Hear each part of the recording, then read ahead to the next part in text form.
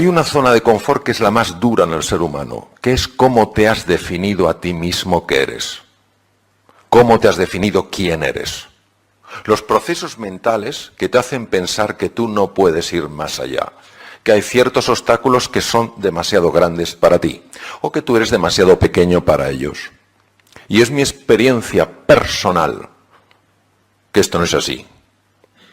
Obviamente no implica que hagamos cosas absurdas, simplemente implica que lo que nos parece imposible puede pasar, como decías tú, Juan, a improbable y después a posible. La experiencia que tengo en los viajes interiores, que es el campo que más me puede apasionar, es la siguiente. Cuando tú viajas al interior, descubres dos cosas. Lo primero que descubres es que te vienes contando una milonga desde que eras pequeño, y esa milonga, el problema es que te la has creído. Lo que tú crees, lo creas, porque lo vives como una certeza incuestionable. Pues todos nosotros arrastramos lo que se llaman narrativas, es apasionante cómo se generan en los lóbulos prefrontales del cerebro. Generamos narrativas y la mayor parte de esas narrativas que las vivimos como realidades incuestionables son profundamente limitantes. Y nos hacen decir a veces, yo soy así, yo no puedo. A mí no me importa no poder tirar una pared de aquí, pero sí me importa poder hacer frente a ciertos desafíos de mi vida. ¿Por qué tengo que sentirme bloqueado, incapaz, incompetente, inseguro, cuando dentro de mí tengo recursos para hacerle frente? ¿Por qué? Porque hago caso a esa narrativa.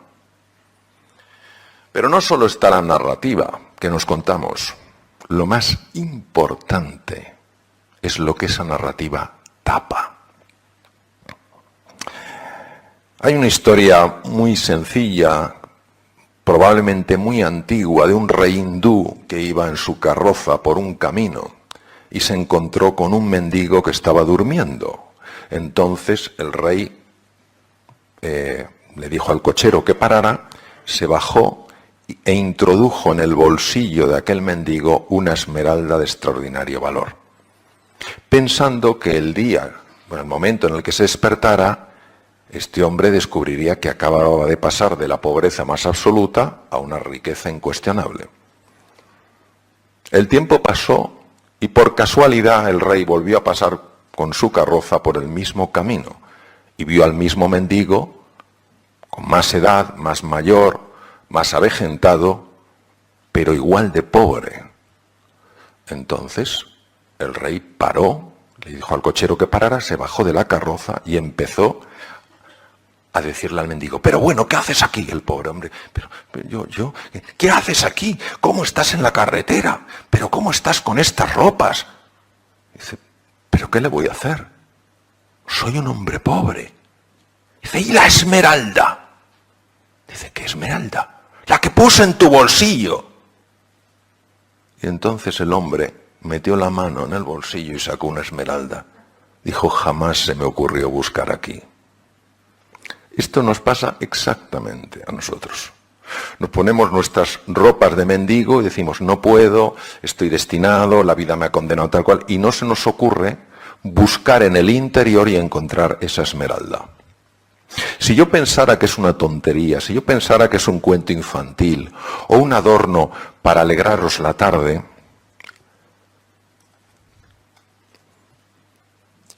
estaría haciendo muy mal diciéndoos esto.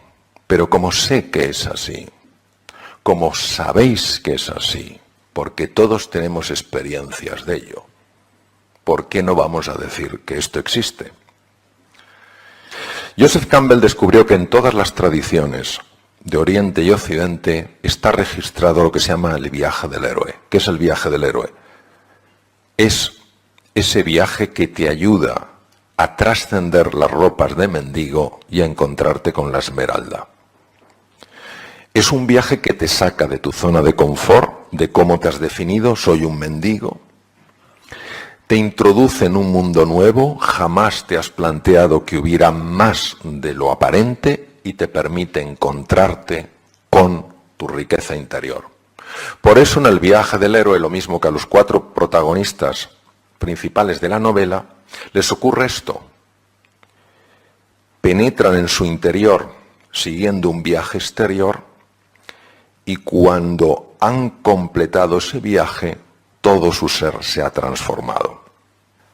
Previo a Joseph Campbell, hubo un científico que os sonará a todos, fue discípulo de Freud, y fue la gran desilusión de Freud, no porque el hombre fuera desilusionante, sino porque no estaba dispuesto a considerar que el ser humano se pudiera comprender exclusivamente, sobre todo su patología mental, solo desde la sexualidad. Fue Carl Gustav Jung, él era suizo, Freud era austriaco, y Jung estudió mucho el impacto de la mitología en el inconsciente. Todos tenemos lo que se llama personajes dormidos. En las distintas dimensiones del ser humano aparecen cosas muy hermosas y cosas muy feas. Jung le llamó la sombra. Y es muy difícil verlos, es muy difícil reconocerlos. Y aunque hay personas que te dicen, oye, ¿no te has dado cuenta de esto? Y dices, pero qué va, eso no es así. Sí, lo está viendo todo el mundo, menos tú. Pues la gente está equivocada. El ser humano, al menos en mi experiencia, solo tiene un oponente. Nunca es otro ser humano. Es su propio ego. El ego es ceguera. El ego ha causado más muertes y más violencia que todas las guerras juntas. De hecho, todas las guerras surgen en su esencia del ego. Yo tengo razón, tú estás equivocado y no te pienso escuchar. Si tenemos en cuenta los estudios de la Universidad de Harvard, que es la pionera en el mundo en este campo, lleva más de 40 años estudiándolo, entre el 60 y el 80% de las enfermedades que padecemos en el mundo occidental, desde patologías cardiovasculares, diabetes, problemas óseos, problemas tendinosos, cáncer, 1000 cosas, tienen una relación directa con el mundo emocional. Directa con el mundo emocional. Hay un concepto que a muchos de vosotros no os sonará porque no sois del campo de la medicina, se llama la homeostasis. El gran padre de la homeostasis fue Walter Bradford Cannon. Cannon, norteamericano, fisiólogo, catedrático en la Universidad de Harvard, estudió mucho esos mecanismos que permiten que los 60 trillones de células de nuestro cuerpo estén funcionando bien. Ellos se encargan de que las células no envejezcan más de lo que tienen que envejecer. Ellos se encargan de que los niveles de azúcar sean los adecuados, de que las células mantengan una comunicación armónica entre ellas. Es decir, todo lo que sea la protección del organismo, todo lo que sea la vitalidad y la regeneración de los tejidos, cabe dentro del paraguas de la homeostasis. Por ejemplo, yo tengo un primo, yo soy cirujano general del aparato digestivo, pasé 26 años ejerciendo cirugía, y yo tengo un primo muy guasón que me decía, tú eres un fontanero de cañerías blandas. Y francamente me dolía. Pero muchas veces miramos el tubo digestivo y dices, curioso, me tomo una patata y sale otra cosa. Y entre medias lo bueno se ha quedado dentro. ¿Qué os parecería si os dijera que uno de los factores más importantes para la regeneración del tejido cerebral, uno de los factores más importantes para tener una buena memoria, para aprender deprisa, se llama BDNF? BDNF pertenece a una categoría de neurotransmisores llamadas neurotrofinas, descubiertas por Rita Levi Montalcini, que ganó el Premio Nobel de Medicina y Fisiología italiana y murió con 102 años. ¿Qué os parecería si os dijera que una de las fuentes más importantes de BDNF es el tubo digestivo? Que puedes tener problemas de memoria por problemas del tubo digestivo.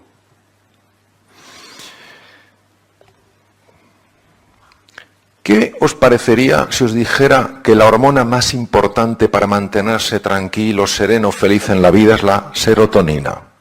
Por eso el famoso Prozac, inhibidor de la recaptación de serotonina. ¿Qué os parecería si os dijera que el 90% de la serotonina la fabrica el tubo digestivo. ¿Todos sabéis lo que es la médula espinal? Tiene 100 millones de neuronas. ¿Sabéis cuántas neuronas tiene el tubo digestivo? 500 millones. 5 veces más.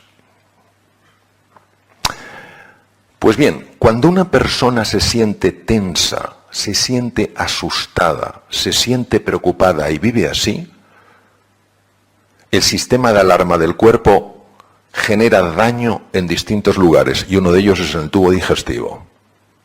Con lo cual baja el BDNF, baja la serotonina y baja el sistema inmune porque el 80% de la función inmune, que nos protege frente a bacterias, virus y tumores, la controla el tubo digestivo.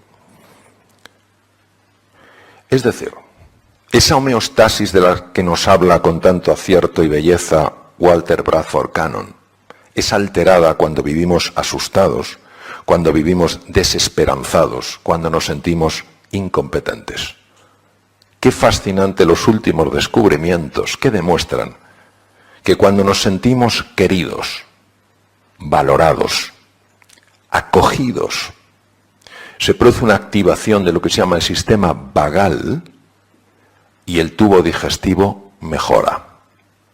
Es decir, el ser humano, como dice uno de mis grandes maestros, el profesor Alfonso López Quintás, uno de los grandes de la filosofía y un ser humano ejemplar, el ser humano es un ser de encuentro. Y cuando tú te sientes acogido, valorado, querido, reconocido, los 60 trillones de células del organismo lo notan y mejoran. Es más, incluso aumenta la longitud del telómero, que es una cosa que está en los extremos de los cromosomas, que se puede medir y que tiene una relación con el tiempo de vida. Por tanto, para mí el concepto de medicina holística, es decir, no solo la medicina que me apasiona de la ciencia y la tecnología, sino la medicina que valora, respeta el impacto del cuerpo, me parecía absolutamente esencial. Y es verdad que además del cerebro con sus 100.000 millones de neuronas, 100.000 billones de conexiones, está el cerebro del corazón. El corazón tiene 40.000 neuronas. Diréis, ¿qué pocas? Sí, pero el campo magnético que produce es 5.000 veces más potente que el del cerebro. ¿Sabéis lo que se llama un torus cardíaco? ¿Sabéis que estamos emitiendo un cambio en el campo electromagnético a 3 metros de distancia? Los demás sienten si nuestro corazón está en paz o está en guerra. Y hay mucha investigación en esto. ¿Sabéis que cuando el cerebro, el corazón y el tubo digestivo se sincronizan, cambia radicalmente el funcionamiento del cerebro? Y se produce una sincronización de ondas cerebrales y la persona llega a niveles mucho más altos de inteligencia, de memoria, etc. ¿Por qué nos olvidamos de estos recursos que el ser humano tiene? Entonces, y voy a terminar ya con esto para que tengamos un ratito de conversación. Al final nos encontramos con que a todos nos gusta el control, la seguridad, que nos valoren, que nos den importancia, tener un estatus, que nos acojan. Y esto es muy agradable. Que vayas a un restaurante, que te traten con afecto, que te reconozcan, oh, bienvenido, no sé qué, que vayas a un sitio, que te traten con cariño, es muy agradable. Pero cuando el control, la seguridad, el estatus y el pertenecer se convierten en nuestra obsesión, se transforman en una cárcel. Y cuando no te hacen todo el caso que te gustaría que te hicieran, experimentas una frustración sorprendente. Cuando el mundo se mueve, una angustia insuperable. Cuando no te acogen como te gustaría que te acogieran, una sensación de soledad infranqueable. Y en un mundo como el actual, un mundo buca, volátil, incierto, ambiguo y complejo, ¿entendéis por qué los niveles de ansiedad no paran de subir? Y los de su prima hermana, la depresión. Lo que he pretendido lo que he buscado es ayudar a través de lo que escribo a que nos demos cuenta de que es normal que nos guste la seguridad, que es normal que nos guste el estatus, el reconocimiento, la valoración, que es normal que nos guste que nos acojan, pero que no nos podemos quedar ahí. Que el verdadero crecimiento, la verdadera magia, la verdadera evolución de un ser humano es cuando abraza la aventura, cuando ve en la incertidumbre no un peligro, sino una oportunidad. Cuando se ocupa, no solo se preocupa, sino que se ocupa en crecer por dentro. Y cuando en su vida es una prioridad añadir valor a la vida de los demás. Esa contribución, ese levantarte por las mañanas y en lugar de decir, a ver quién me ayuda hoy en la vida, te plantees a ver a cuántas personas ayudo yo hoy. Eso es lo que he querido transmitir. Muchas gracias. Vamos a hablar del liderazgo basado en el servicio. No de aquel que manda, sino de aquel que sirve. No de aquel que dice exactamente lo que hay que hacer, sino que inspira para que otras personas descubran lo que es posible hacer. Hablamos de un líder que ha librado la batalla más difícil que se puede librar, que es con uno mismo, con su propio ego, con su propia obsesión por el control, por dominar. Recordemos que Nietzsche, este filósofo que ha tenido tantísimo impacto, decía que el ser humano, el hombre, es voluntad de poder. No decía que tiene, sino que es. Independientemente de la visión que este filósofo tuviera, no cabe duda que esta ansia de poder, esta ansia de dominar, de manipular, está presente en algunos de los rincones más oscuros del ser humano. Por otra parte, a veces se confunde el líder con la posición, y no es la posición la que hace el líder, es el líder el que hace la posición. Esta obsesión por el estatus, por el reconocimiento, por la valoración, por ser el que más sabe, el que tiene la última palabra, mata la cooperación, destruye la armonía y lo último que hace es favorecer que las personas afloren su mejor versión. Y finalmente está esta imagen del líder popular. Vamos a ver. Don Alfonso habla mucho y para mí con enorme acierto de los valores. A veces dar la cara por los valores no es popular. Un líder que quiera ganar un concurso de popularidad nunca defenderá los valores, por tanto no es un líder. Entonces, sencillamente lo que os quiero transmitir es lo siguiente. El liderazgo no es una posición, es una forma de ser y de estar en la vida. El liderazgo es inspirar a otras personas para que crean en sí mismos, en sí mismas y desplieguen su potencial. Decía el gran filósofo Emerson que la mayor desgracia de un ser humano es no encontrarse a alguien que le ayude a lograr lo que es capaz de lograr. Un líder mueve desde su ejemplo, no desde su palabra. El liderazgo es siempre visual. El liderazgo inspira porque mueve algo en tu interior. El liderazgo está basado en valores. ¿Por qué? Porque cuando todo es niebla, cuando hay confusión, cuando no se ve nada, el líder, la líder, tienen claro hacia dónde tienen que ir. Yo realmente tengo más ilusión de escuchar vuestras preguntas que de seguir a lo mejor comentando cosas. Lo que sí que me gustaría es marcar esa diferencia. Un jefe puede pedir, puede exigir que le rindan cuentas, lo que en inglés llamaríamos el accountability. Rindes cuentas, y si no rindes cuentas no haces tu trabajo, ya veremos lo que hago contigo. Pero un líder hace algo mucho más potente. No solo las personas rinden cuentas de lo que se espera de ellos, las personas dan en base a lo que se espera de ellos. Si tú esperas mucho de ellos, si crees de verdad en ellos y en su potencial, si tienes una fe profunda en el ser humano, en su grandeza, independientemente de las torpezas que todos hacemos, yo el primero, inevitablemente tú estás transmitiendo a través de tu simple mirada, ¿Hasta qué punto estás convencido de la grandeza de esas personas?